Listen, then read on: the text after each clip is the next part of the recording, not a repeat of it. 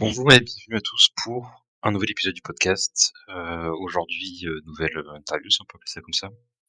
On est avec Woulou, le fameux mouton de Twitter, tant j'allais dire aimer et détester en même temps. Hier, c'est un peu comme ça par la communauté.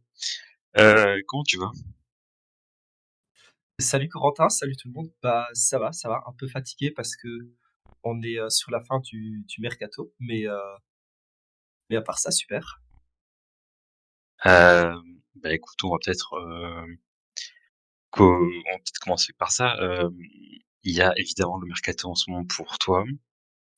Heu et évidemment, en même temps, la gestion de Chypre parce que du coup, c'est la seconde année où vous faites un mercato, on va dire, enfin, la seconde année en même temps. L'année dernière, c'était un peu plus compliqué, mais comment ça se passe cette première année, on va dire, cette première vraie année chez Chypre pour l'instant? Alors, il y a énormément de sujets là-dessus parce que bah comme tu dis c'est un nouveau média, donc tout est en train d'être créé, tout notre direction elle est en train de se décider en continu et dans ce sens-là c'est vrai que c'est beaucoup de travail en plus du mercato et, euh, et, et ouais c'est pertinent de ta part de dire ça parce qu'aujourd'hui, mon métier, c'est pas que le mercato sur LoL, c'est aussi la gestion d'un média. Après, pendant le mercato, c'est un peu moins le cas parce que bah, moi, là où j'ai le plus de valeur durant le mercato, c'est sur les infos.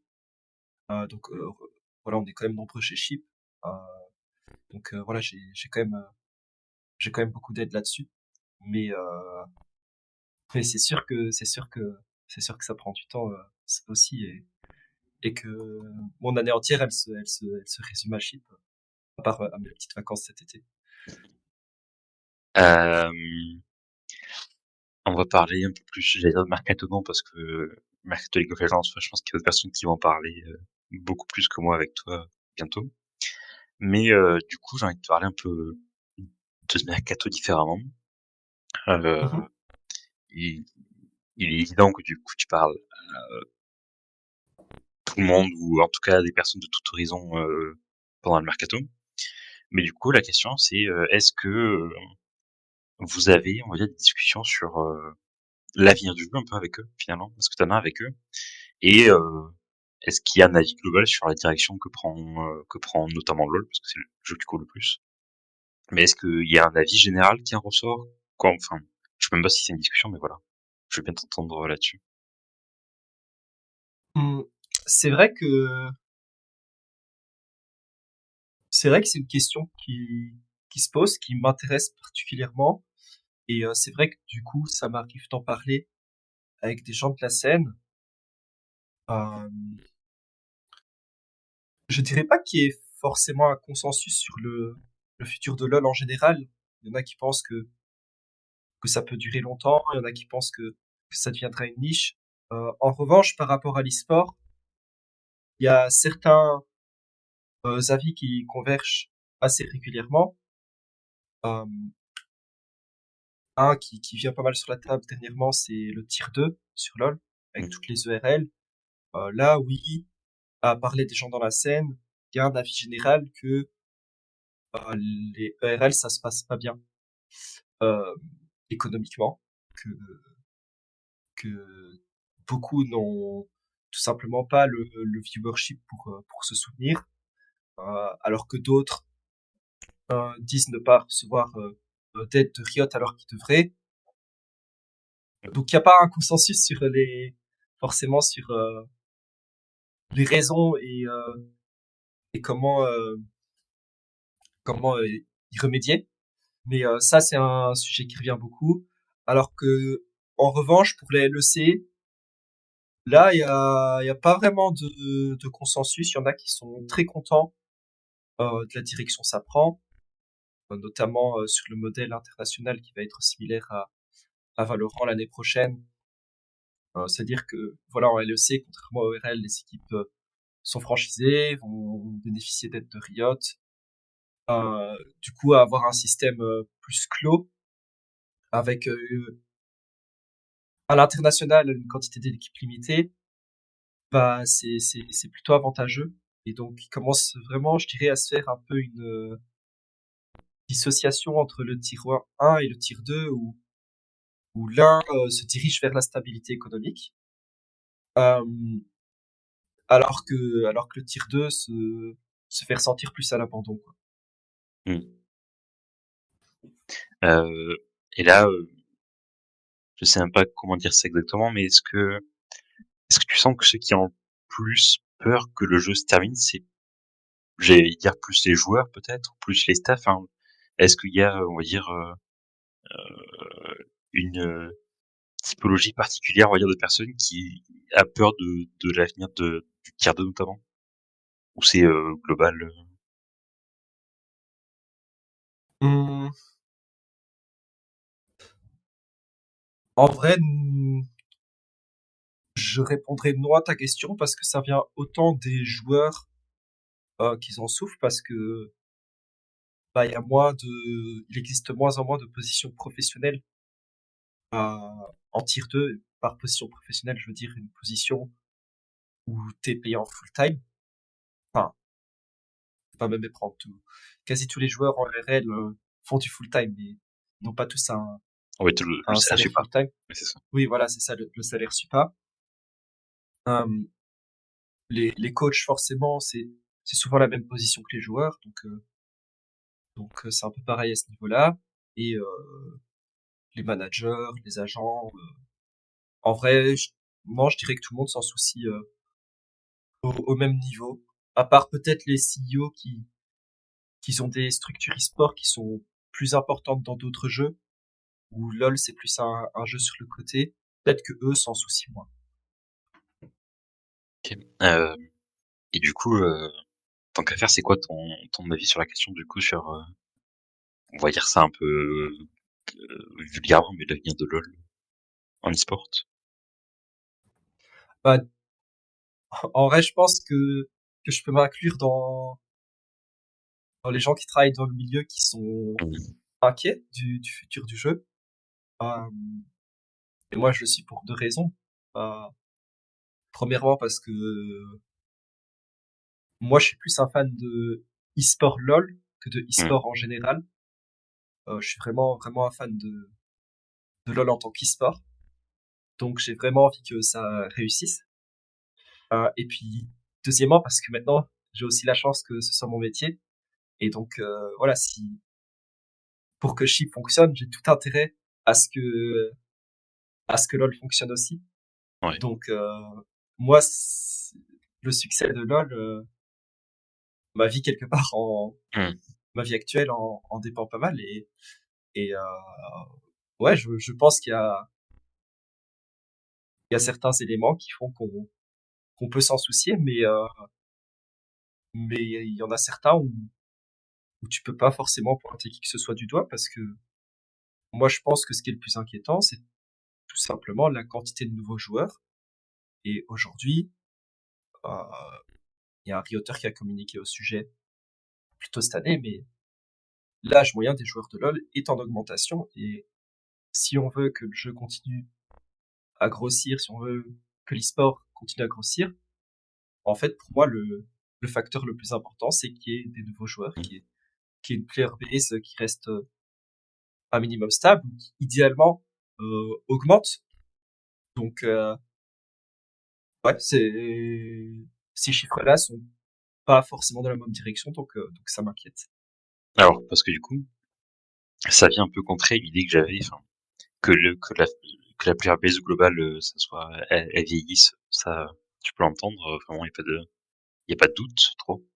Mais j'ai l'impression que il y aura de plus en plus de jeunes joueurs qui, peut-être pas diront le niveau, mais ont, les capacités d'aller en ERL, j'ai l'impression. Sur ce que je vois sur Twitter notamment.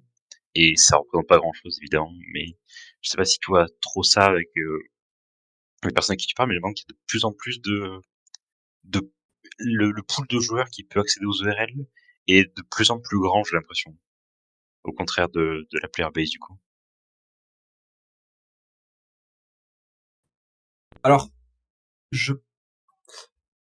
attends, parce qu'il y a beaucoup de choses à dire.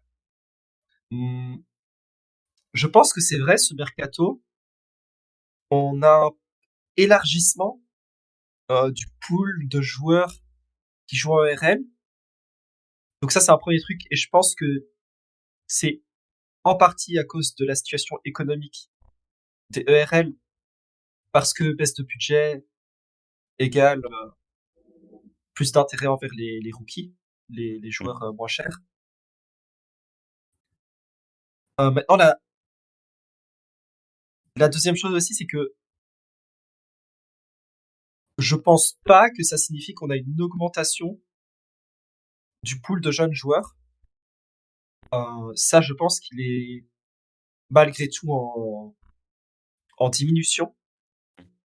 Euh, Franchement, je repense à d'autres années. Et on a toujours eu plein de jeunes joueurs en RL qui ont 16-17 ans.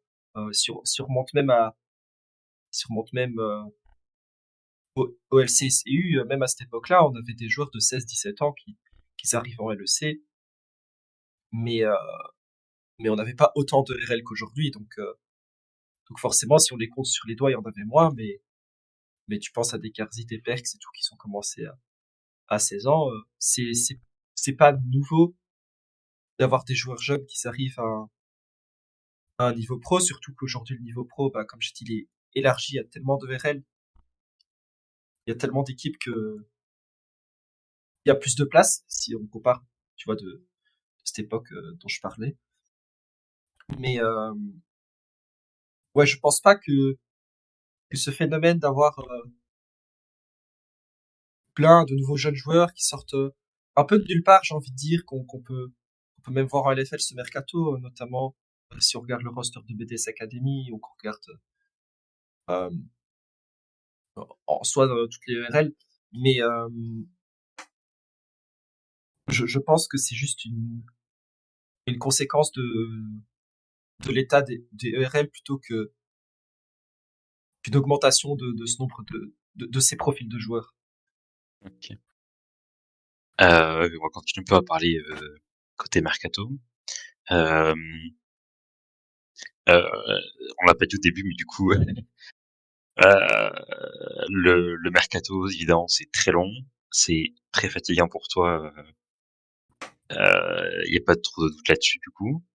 Et est-ce que ça apporte, je sais pas, on va dire plus pour toi, du coup, un côté de stress de faire tout ça, peut-être, de tout suivre, d'avoir la pression des équipes d'un côté, des joueurs certains, la pression du public, notamment en France maintenant. Comment est-ce que tu deals avec tout ça, on va dire? Alors, la manière dont tu le dis euh, est assez péjorative, j'ai envie de dire, parce que en vrai, c'est ultra stressant Mmh. comme métier, et je pense que les seules autres personnes en Europe qui partagent ce métier, je les connais tous, ils te diront la même chose, parce que oui, comme tu dis, il y a cette gestion de la pression des équipes, des joueurs, enfin, juste de cette obtention d'informations qui peut être très stressante. Des fois, je me retrouve dans des situations de fou par rapport à ça. Euh, Peut-être je pourrais donner des exemples après, mais Mmh. vraiment, des fois, je me retrouve vraiment dans des situations où peu importe ce que tu fais, tu te fais niquer, tu vois. Et puis, en plus de ça, il y a aussi cette course à l'information, parce que une information, elle vaut moins si elle n'est pas exclusive. Ça, c'est une vérité dans tous les milieux. Donc, forcément, tu as cette volonté aussi d'être rapide. Et ça aussi, ça ajoute du stress parce que, bah, faut être rapide, mais il faut être sûr de l'info. Parce que tu veux pas, tu peux être certain à 99% d'une info, bah, c'est pas assez. Tu te dis, je je l'ai en premier, si je la publie pas, je vais rater l'info. Mais tu peux pas parce que t'as pas les 100%. OK. Et ça, c'est très dur à gérer. Et, et c'est là aussi que vient en lien le public que tu mentionnes, parce que voilà, s'il y a une info fausse, et qu'après tu reçois des commentaires par rapport à ça et tout, bah, en fait, on fournit des informations au public, donc t'as aussi toute cette dimension du public qui rajoute en effet une pression parce que si t'as une information fausse, tu vas pas manger seulement une sauce de l'équipe ou de la personne que ça désavantage, Mmh. mais ou parfois même d'une information vraie. Hein. Euh, mais tu peux aussi manger les critiques du public. Mais franchement, ce mercato a été ultra stressant parce que il y a toutes ces choses-là à gérer. En plus de chip, ça fait assez énormément. Mais franchement, c'est comme je disais, il y a du positif aussi parce que c'est aussi un métier où t'as des pics de dopamine énormes, tu vois, quand et ça, j'aimerais te donner quelques exemples, mais voilà, quand t'as une grosse info en premier, que tu la mets sur Twitter, que t'as plein de gens qui commentent, t'as plein de gens qui like, c'est incroyable. Quand voilà, maintenant ça fait quelques années que je fais ça, quand par exemple il y a un contact qui m'a aidé avec des infos de roster il y a 3 4 ans, et puis moi aujourd'hui je le mets en contact, je vote un peu pour lui, et grâce à moi il trouve un job, bah je suis trop heureux, tu vois. Mmh. Ou quand voilà, en fait, il y a tellement des situations aussi positives que je vis en constance dans le mercato. Mine de rien, toutes les infos que j'ai, c'est via des relations, et donc je me lie d'amitié avec tellement de gens dans la scène, et parfois on rigole parce qu'il y a quand même des choses drôles aussi qui se passent pendant le mercato, des fois. Enfin, en vrai, il y a plein de moments positifs. Disons que c'est 2 mois où sur l'espace de quelques heures, tu vas ressentir plein d'émotions fortement négatives et plein d'émotions fortement positives, quoi. C'est beaucoup de haut et de bas. Et je pense que c'est pour ça que c'est fatigant aussi. Mais voilà, c'est pas que du stress du tout. Sinon, je ferais pas ça. Il y a aussi un côté passionnant à, à, à avoir accès à ces informations euh, derrière la scène. Et puis, en plus de ça, ce mercato, je me suis aussi mis à stream. Oui. Et ça a été trop cool parce que au niveau du stream, en fait, j'ai eu que des retours positifs et je t'avoue que ça fait plaisir parce que euh, ça fait longtemps que je voulais faire ça et je suis un peu timide et tout, donc j'avais du mal à m'y mettre. Et voilà, Twitter, c'est pas non plus la meilleure plateforme où se faire un suivi. C'est peut-être le pire des réseaux sociaux euh, en termes de revenus. Donc voilà, c'est aussi important même au niveau de mon job que je puisse m'étendre à d'autres réseaux sociaux, mais c'est pas une question d'argent, c'est aussi euh, le fait de stream sur Twitch. En fait, t'es en relation directe avec la communauté aussi qui s'intéresse à ce que tu fais, et ça c'est incroyable de pouvoir échanger, de pouvoir répondre aux questions. Et je pense que justement ça contribue à faire mieux comprendre mon métier.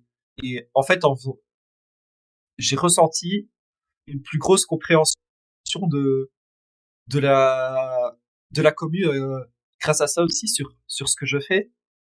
Et voilà. Et franchement, je sur ce mercato, je me souviens pas avoir lu des critiques du public qui m'ont atteint. En tout cas, j'ai pas l'impression qu'il y en ait eu beaucoup. Euh, mais après, c'est peut-être aussi parce que moi, je réponds à ta question en étendue, mais après, vu qu'on parle de ce mercato spécifiquement, c'est je sais, j'ai pris des petites vacances cet été. Bon, en réalité, c'était des longues vacances, mais voilà, j'ai coupé longtemps et tout, et donc quand je dis j'ai coupé les vacances, c'est vraiment j'ai coupé à 100% les réseaux, et donc je ressens quand même une distance mentale par rapport à ça, et voilà, c'est autant avant mes vacances, ça faisait longtemps j'en avais pas pris. Je lis un commentaire, waouh, c'est une merde, machin. Et je me dis mais pourquoi il pense ça? Qu'est-ce que j'ai fait? Je me sens trop mal et tout. Alors aujourd'hui, je lis un truc comme ça, je me dis mais ok, qu'est-ce que j'apprends de ça, quoi? Elle est où la Mmh. critique constructive? Enfin, en fait, je pense même pas à ça, mais genre si je dois y réfléchir, c'est ça que je réfléchirais, tu vois. Mais je suis déjà passé outre. Donc euh, en vrai, il y a beaucoup de stress, mais ce mercato-ci, par rapport au public et la communauté, franchement, ça s'est très bien passé pour moi. En tout cas, de comment je l'ai vécu. Ah, ça, parce que du coup, tu parlais du stream, je sens. Et c'est une question que je m'étais notée, du coup, parce que, on va remettre le contexte, t'as fait un tweet, du coup, c'était quand? C'était samedi, où tu fais un long tweet pour expliquer que t'es très content de ce que tu fais en stream, des retours des personnes, et du fait que ça te change beaucoup, on va dire, ton activité, on va dire, c'est beaucoup de Mhm. nouveautés, c'est très cool, t'es très content de ce qui se passe. Et du coup, j'avais répondu en faisant une vanne, évidemment, en disant qu'il y a beaucoup de monde en tweet. Et du coup, t'avais répondu en disant, ouais, j'ai envie de parler, tout coup, faire un podcast, et du coup, on est là, du coup, quelques jours après, en train de discuter. Et ce qui se passe, c'est que du coup, j'avais mis la question, moi, est-ce que le stream, c'était quelque chose pour relâcher la pression, mais du coup, t'as dit que t'avais pas, enfin, il y a de la pression, mais du coup, le stream, c'est pas que pour ça, c'est aussi juste parce que ça te fait plaisir, quoi. Ouais, c'est franchement, ça me fait grave plaisir. J'ai j'ai adoré le faire. Après, je dirais pas forcément pour relâcher la pression parce que les quelques premiers streams, au contraire, je ressentais beaucoup de pression. Ouais, c'est compliqué. Mm. J'étais vraiment pas à l'aise parce que, tu vois, je crois que la plupart des streamers, ils se build un viewership petit à petit, tu vois. Mm. T'as 20 viewers, bah t'es tranquille, il y a que 20 personnes qui regardent et ça monte petit à petit. Tu trouves, la vibe, le contenu que t'as envie de faire en stream, tu vois ce qui marche et petit à petit tu grossis. Alors que moi, c'est Combien de ma personnes commu, elle et vient on parle. d'ailleurs, donc c'est genre, moi je suis un streamer débutant, je j'ai aucune habitude au niveau du streaming, Mm. je je, je connais pas tellement mon audience. Enfin, je les connais, mais tu vois, je les connais pas forcément tous personnellement, tu vois. Ouais. Euh, et je suis là, je suis devant ma chaise, il y a 6000 personnes qui regardent, bah, c'est quand même stressant. Mais je me suis dit, non, mais, de toute façon, le mercato, c'est le meilleur moment pour moi de faire quelque chose autour de mon contenu. Faut que je le fasse, tu vois. Et franchement, moi, je considère que j'ai fait des streams qui ont flop, mais je considère quand même que c'était une réussite parce que j'ai beaucoup appris et je trouve que j'ai un peu trouvé la direction que j'ai envie que mes streams prennent.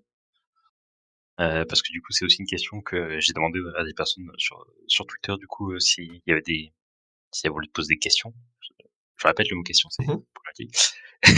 Et du coup, il y a notamment Mirai, du coup, que tu connais, j'imagine, qui demandait du coup si il y a des chances que ce brilleux là finalement qui stream continue même en dehors du mercato finalement. Il va être même plus en dehors du mercato finalement à faire ce genre de contenu et d'activité. Oui, bah c'est mon ambition. Euh, c'est tout à fait mon ambition. Mais ça va être un réel challenge. Mon objectif, c'est de réussir à continuer en dehors du mercato. Ça va pas être facile parce que forcément, je m'attends à ce qu'il y ait une chute de l'intérêt en mes streams. Mhm. De toute façon, je le vois bien et c'est normal.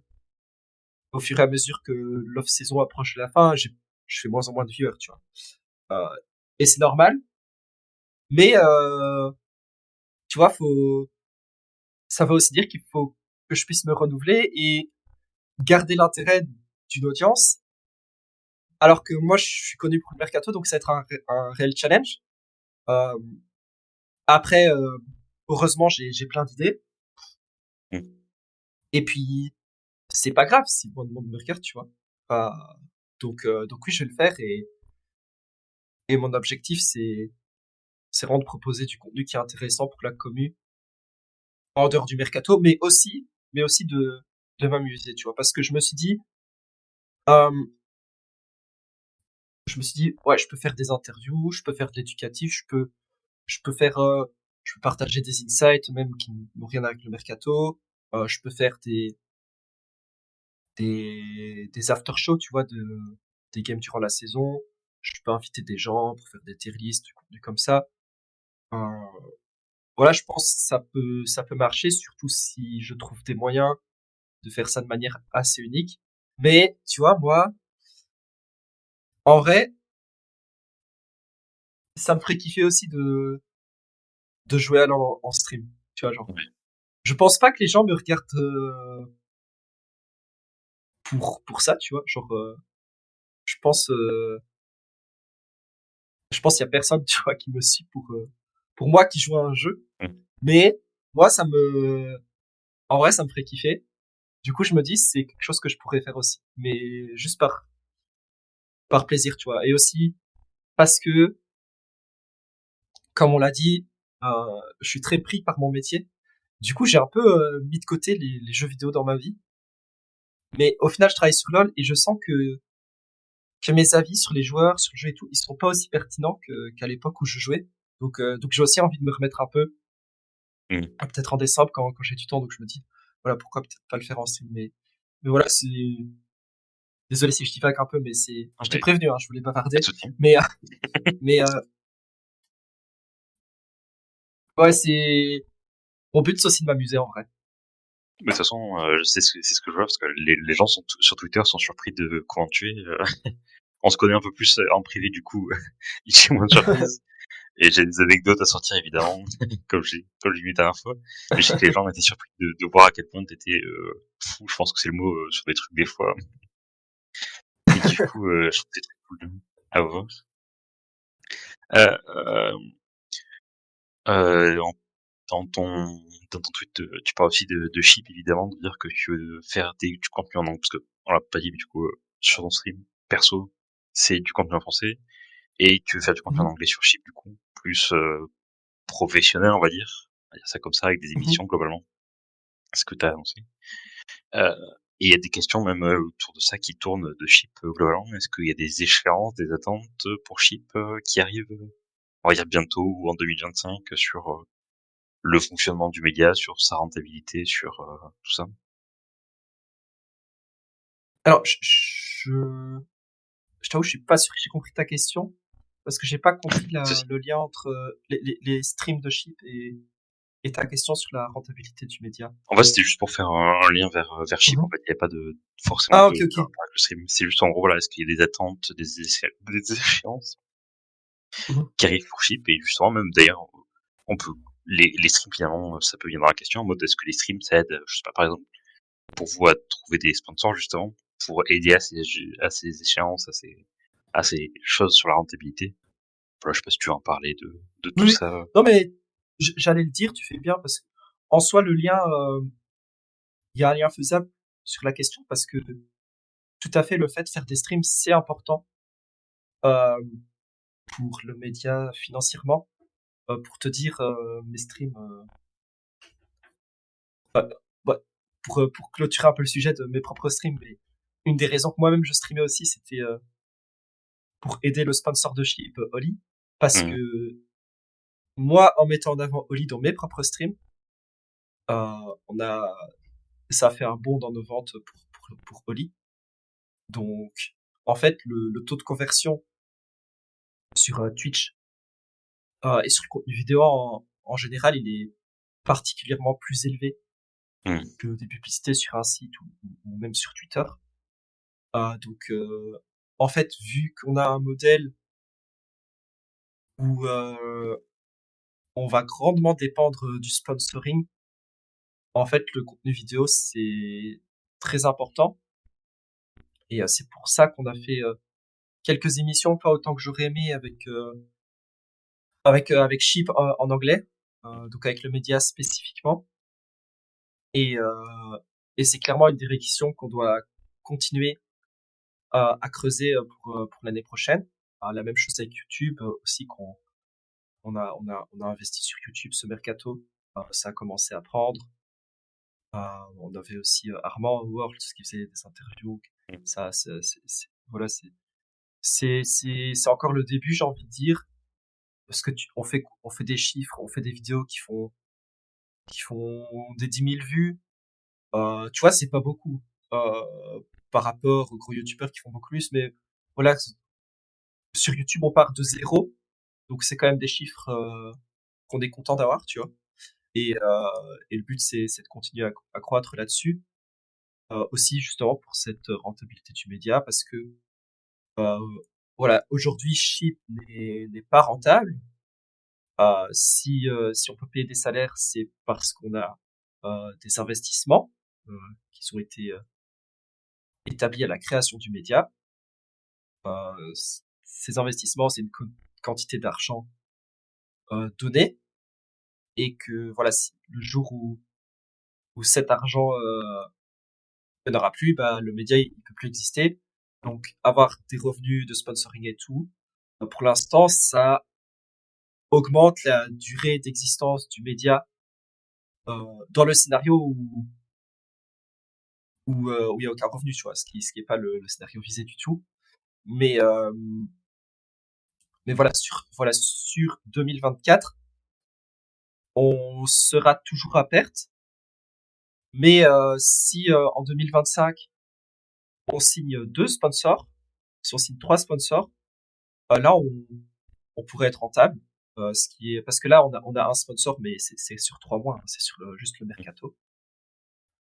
Si on a des sponsors à l'année, là on pourra peut-être faire l'exploit. Et je pense que c'est légitime de parler d'exploit, parce que il y a très très peu, enfin en fait il y a aucun média e-sport LOL qui ont réussi. En fait, il y en a Mm. aucun. Enfin, il y a des médias e-sport qui ont réussi, mais soit ils sont sur d'autres jeux, soit ils font pas que du LOL. Euh, mais on serait le premier média e-sport LOL qui arrive à être rentable. Et donc voilà, c'est pas facile, mais je crois que c'est faisable. Mais ça va dépendre beaucoup Mm.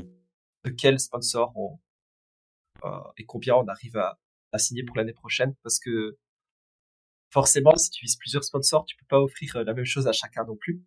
Donc faut voir comment gérer cet équilibre, et voir quelle totalité des offres peut être la plus rentable. Mm. Mais mais voilà, même si aujourd'hui on n'est pas encore rentable, je pense que c'est faisable, mais c'est pas du tout joué. C'est vraiment pas du tout joué. Ok. Et du coup, alors, c'est vrai que du coup, tu parlais du fait tout à l'heure que sur Twitter notamment, il n'y avait pas trop de personnes pour râler sur le contenu de Chip, on va dire, sur ce que tu fais.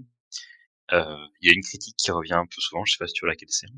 Enfin, une critique, pas forcément une critique, mais une demande, on va dire. Mhm. C'est Ouais. les fameux articles d'enquête et d'investigation, les fameux.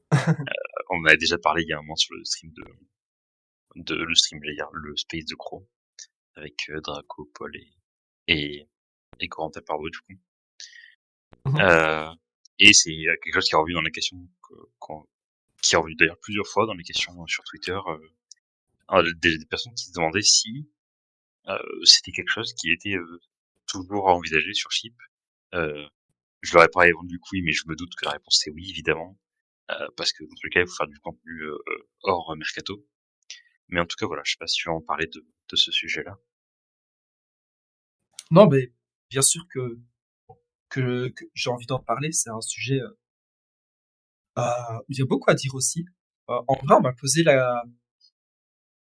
la question en stream, et j'étais assez satisfait de ma réponse. Mais ce que j'ai dit, et je pense que c'est peut-être pour ça. En fait, quelque chose que j'ai compris avec les années, c'est que quand il y a ce genre de critique, c'est que les gens, ils ont des attentes, tu vois. Parce que si maintenant, à l'annonce de Chip, on fait bon les gars, votre objectif c'est d'être un média, on parle que de roster, rien d'autre, on s'en fout, on va faire un max de stats, tu vois. Après, je pense qu'il y a personne qui ferait l'investigation. Elle est où? Mm. Euh, je, et je donc je pense que on a créé des attentes qui sont hautes. Euh, et je pense que en fait, au niveau de l'investigation, il y a plusieurs sujets dont on peut faire la différence, parce que en gros, moi, euh, dans ma bio, j'avais mis que j'étais un journaliste d'investigation quand j'étais engagé par Upcomer parce que c'est eux qui m'ont demandé de le faire en gros. Parce que en fait, quand tu cherches des infos de transfert, c'est assez similaire à de l'investigation parce que bah tu faut converger plusieurs sources pour être sûr de l'information. Faut repartager l'information sans mettre à risque les sources. Le procédé est assez le même, tu vois. Faut donner un droit de commentaire ou de parole à chaque partie. Faut être très objectif dans les informations que tu retransmets. Enfin voilà, il y a plein de d'étapes dans le processus qui ressemblent à l'investigation euh, plus profonde dont on peut penser par exemple du fameux article qui est sorti sur Kameto et Prime récemment, où là c'est de l'investigation qui touche plus le côté légal et financier, mais qui est aussi qui est plus compliqué qu'un changement de roster, tu vois. Et donc quand voilà, pour retourner sur le sujet, quand moi j'ai annoncé de l'investigation sur Chip, c'était pas en mode on va faire plein d'articles comme celui qui est sorti sur Kameto et Prime. Euh, donc est-ce qu'on veut faire de l'investigation de ce niveau-là sur Chip? Bah la réponse elle est pas aussi simple qu'un oui ou qu'un non parce que en fait c'est pas la priorité de Chip du tout parce que aujourd'hui notre temps il est compté malheureusement et le critère numéro un pour pouvoir faire des articles comme ça c'est que le média il existe parce que si l'année prochaine euh, on n'a pas de revenus on doit fermer le média bah c'est fini tu vois on peut pas faire d'investigation donc même si pour moi c'est important ce genre d'histoire en fait la priorité c'est vraiment de pouvoir exister. Du coup, la priorité, c'est pas ce type de contenu-là. Après, est-ce qu'on va en faire? Oui, oui. Mais l'objectif, c'est que ce soit quelque chose de de bonus, tu vois, aux médias. Ouais. Parce que je pense que quelque chose qu'on se rend pas compte, mais et je suis sûr que c'est le cas pour cette investigation qu'il y a eu sur la cassée récemment. Ce genre d'histoire, ça prend vraiment des mois à travailler. Ça prend vraiment, des énormément de temps. En fait, si tu fais un média juste là-dessus, bah tu vas jamais être rentable. Genre, De toute façon, voilà, pour je, les personnes je intéressées, peux te dire que on en a parlé la semaine dernière, du coup, avec Corentin Parvaux, justement, de l'équipe. mhm. Et ce qui est marqué dans l'article de mémoire, c'est que le moment où il parle avec Arthur, qui est à la fin de l'article, c'est en juin dernier. Donc il y a quelques mois quand Ouais, même déjà. Donc il y a au moins 6 mois d'enquête en tout. ouais. Bah je te remercie de pointer ça du doigt. C'est vrai que je l'avais remarqué aussi. Oui, ça prend énormément de temps. Et je pense que les gens sous-estiment parce que quand l'article est sorti, il y a des gens qui disent ouais le timing, quelques jours avant le KCX et tout. Bon, franchement, euh, ayant déjà travaillé à fond sur des infos pendant longtemps pour les publier, en fait le timing dans ta tête il dépend pas du tout de ça quoi. Tu vois une histoire aussi grosse, en fait ça fera du bruit, en fait ton but c'est d'informer et ça fonctionnera peu importe le timing. Donc moi je pense qu'il y a quand même des gens qui sous-estiment vraiment le travail que ça nécessite et et ouais c'est en fait tu peux pas faire un média qui vit que de ça en e-sport. Je pense que ce type d'investigation là, si on en va en e-sport, en fait ce sera de médias qui ne sont pas dans l'e-sport. Tout comme c'est le cas pour cet article qui est sorti de Prime et Kameto, parce qu'en fait, ce sont des médias qui ont plus de moyens, parce qu'aujourd'hui, euh, sur LoL spécifiquement, il n'y a aucun média e-sport qui est rentable. Du coup, pour moi, en fait, pour qu'un média ait le luxe de pouvoir sortir ce genre d'article, en fait, ça doit être un média qui ont les moyens, qui ont les gens pour travailler là-dessus en full time. Et pour que tu puisses avoir ces moyens-là, ces gens-là, faut que ton média il englobe plus que l'e-sport. Et donc moi, je m'attends à ce que ce genre d'histoire, si on le revoit, ce sera, euh, ce sera de médias qui ne touchent pas que à l'e-sport, parce qu'en fait, ce n'est pas viable de faire un média qui fonctionne que là-dessus aujourd'hui en e-sport. Je sais même pas s'il y a assez d'histoires qui intéresseraient les gens à sortir à ce niveau-là, tu vois. En tout cas, voilà, aujourd'hui, il n'y a pas les moyens, il n'y a pas les personnes pour faire ça chez Chip. Et voilà, on a pu voir la réaction de Prime à l'article. Après, ça c'est peut-être mon interprétation, mais il sous-entend quand même une diffamation des journalistes qui ont sorti ça. Et voilà, si maintenant Prime il va en justice contre eux, bon, je pense pas que ce soit légitime. Je pense pas que Prime pourrait gagner ça.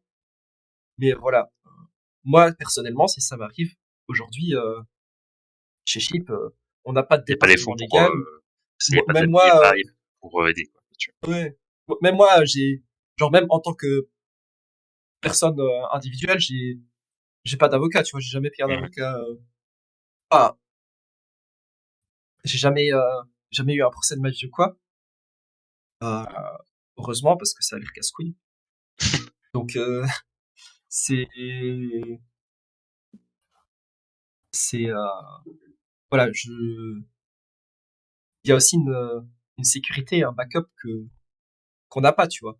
Après forcément si tu fais ça bien et tout, normalement t'as pas de risque. Mais on n'a pas ce backup non plus, on n'a pas ces ressources disponibles. Donc après, je pense un autre point important, c'est certaines personnes qui ont critiqué Chip pour ça laissent, et je me méprends peut-être, mais laissent un peu sous-entendre que, en fait, vu qu'on a les contacts et tout, on a les infos et on les cache.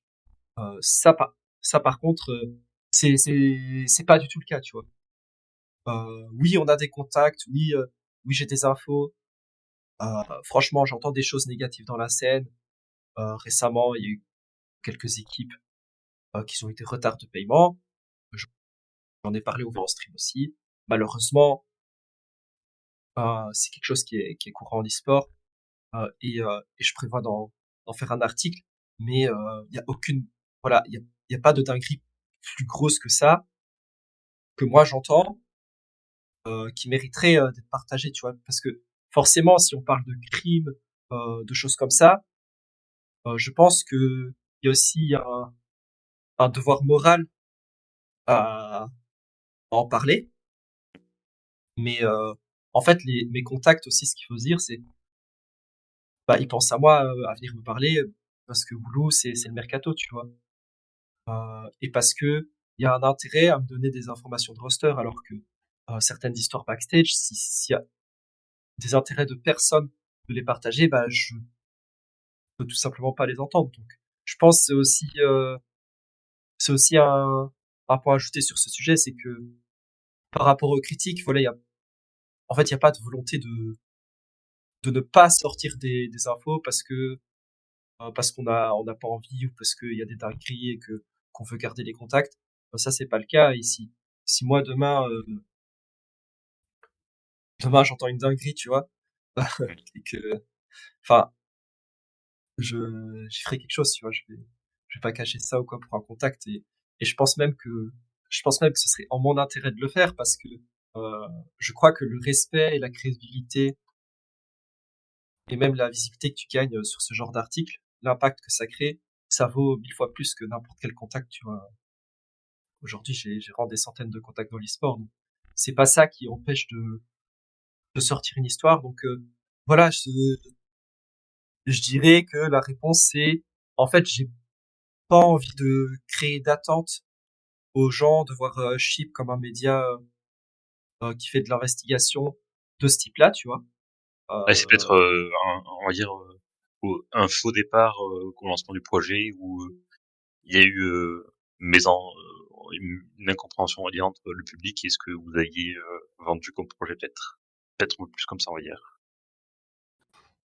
Hum, peut-être un peu, parce que justement, en fait, quand on parle d'investigation, on pense plutôt à ce genre d'histoire, mais tu vois, euh, moi, euh, moi, par exemple, quand j'ai sorti en juillet dernier mon article sur Rogue, tu vois, qui essaie de vendre leur spot, que Falcon essaie de racheter, que, en fait, euh, je considère que c'est de l'investigation, tu vois, et je considère que ça fait partie Oui. des papiers d'investigation que je voulais sortir Mm. sur Chip, et c'est un papier dont je suis fier parce que euh, je l'ai fait lire par des journalistes professionnels et ils étaient assez étonnés de la qualité de l'information et de mon respect de la procédure journalistique sur ce sujet. Après, forcément, c'est pas une dinguerie, tu vois. C'est juste une information, pas de mercato, mais plutôt, enfin, sur les équipes, tu vois. Mais, euh, mais pareil, c'est un travail où je pense, le temps, que ça demande, c'est quand même assez élevé, tu vois. Genre, parce que, en fait, c'est un article où chaque phrase, je dois vraiment vérifier l'information. Et donc, pour te donner un exemple, le fait que ce soit Riot Games qui empêche Falcons de rejoindre la League, juste cette information-là, alors que c'est qu'une phrase dans l'article, mais ça m'a pris mais énormément de temps Mm. à la vérifier, tu vois, parce que t'as des gens qui disent non, c'est Falcons qui veut pas, non, on sait pas pourquoi ça se fait pas. Euh, voilà, en fait, chaque, c'est ça qui est difficile avec l'investigation, c'est vraiment chaque phrase que tu sors, ça doit être vérifié, tu vois. Et c'est très dur d'être parfait là-dessus. Et je pense même l'article qui est sorti sur Kameto et Prime, ils ont pas été parfaits là-dessus. Il y a eu quelques erreurs, tu vois. En fait, c'est hyper difficile d'être accurate sur ce genre de travail parce que c'est pas aussi simple que tel joueur va dans telle équipe. Non, c'est en fait tous les détails de ton histoire doivent être vérifiés. Et parfois, t'as pas non plus les sources pour le vérifier. Et si personne veut parler, tu vois. Surtout dans les sports qui a un petit milieu. C'est pas comme le Mm. football où tu as 100 personnes qui travaillent pour une même équipe. Euh, tu vois, c'est pas toujours accessible. Euh, donc, je crois que j'ai encore divagué de la question, mais Non, mais oui, il y a peut-être eu la création d'une mauvaise attente. Euh, je pense que même moi, j'ai pas non plus rempli mes propres attentes parce que tu vois, je m'étais dit, bon, on va faire Chip, on va faire les All-Stars des liqueurs et on va pouvoir tout sortir parce qu'on a le monopole, tu vois. Bon, mm. en pratique, ça s'est pas passé comme prévu parce que bah chacun chacun veut pouvoir publier ses infos sur son propre compte. Du coup, il y a une certaine compétitivité qui est maintenue. Il y a en fait chacun et ça par contre, je pense que c'est tout à fait normal, mais euh, enfin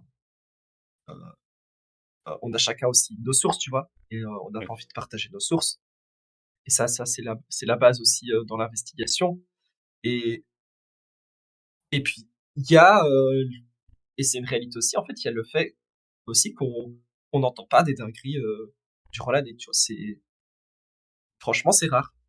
Euh, voilà, cette année, euh, il n'y a pas vraiment d'histoire que j'aurais pu sortir qui n'est pas sortie. Euh, Il y a voilà, par exemple, ce qui est sorti sur Prime et Kameto. Moi, j'avais eu vent qu'il y a un front entre Prime et Kameto il y a 2 ans. Tu vois, quand je travaillais sur l'arrivée de Carmino LEC, j'avais entendu parler du front entre Prime et Kameto. Et assez amusamment, je savais même que c'est pour ça qu'il y avait des rumeurs qui coïncidaient pas, tu vois, de ce qui sortait sur Twitter et de pourquoi certaines choses leakaient ou non. Euh, En revanche, moi, je savais pas que Prime il a détourné des fonds, tu vois. Ça, je savais pas, je l'ai appris dans l'article, et je pense que c'est cette information-là qui fait qu'il y ait matière pour l'article. Parce que moi, mon objectif, tu vois, je pourrais faire un média comme ça, mais ça, c'est pas mon objectif. L'objectif, c'est pas de faire un média où je fais, source, Kameto et Prime, ils se détestent, tu vois. Genre, c'est ça, c'est pas du tout, tu vois, je veux pas faire un closer de l'e-sport, tu vois. C'est, s'il y a du juridique, s'il y a du financier, ça me touche, mais c'est pas les infos que moi j'avais. Et, et je crois que je me suis perdu dans ta question.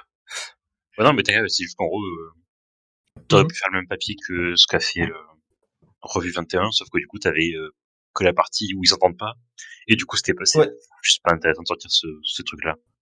Et du coup, voilà. c'est ça. C'est après, tu vois, tu pourrais faire un média et te dire, bah, tu parles d'infos, ouais, ces deux-là ils s'entendent pas, ou tu parles de relations personnelles, tu vois. Mm. Mais c'est juste pas ce qui m'intéresse et je pense pas que sortir ça c'est rentable et je pense pas que ça fait sens sur un média qui veut une direction plus axée sur l'e-sportif. Ok. Bah écoute, très bien, je crois qu'on a fait le tour des questions que j'avais à te poser. De toute façon, vous inquiétez pas, vous allez entendre Brieux dans d'autres émissions, notamment chez Stopwatch. N'hésitez pas à aller voir ce qu'ils vont faire, parce que je pense que ça va parler beaucoup plus de League of Legends que ce qu'il y a eu ici. Et du coup, voilà, je sais pas si t'as un dernier mot à dire en particulier. Ah, j'ai toujours des derniers mots à dire, mais ouais, j'espère. Je te remercie pour ce temps de parole. J'espère que j'ai pu répondre et clarifier à certaines questions. Ah ouais, c'était Si très c'est cool. pas le cas, moi je suis toujours open à toutes les questions en stream. Donc voilà, Exact. mais j'espère que la matière fournie dans ce podcast répondra quand même à ces interrogations et bah je te remercie Corentin beaucoup pour cet échange. Bah écoute, parfait, merci beaucoup, à la prochaine. Yes, salut. À la prochaine!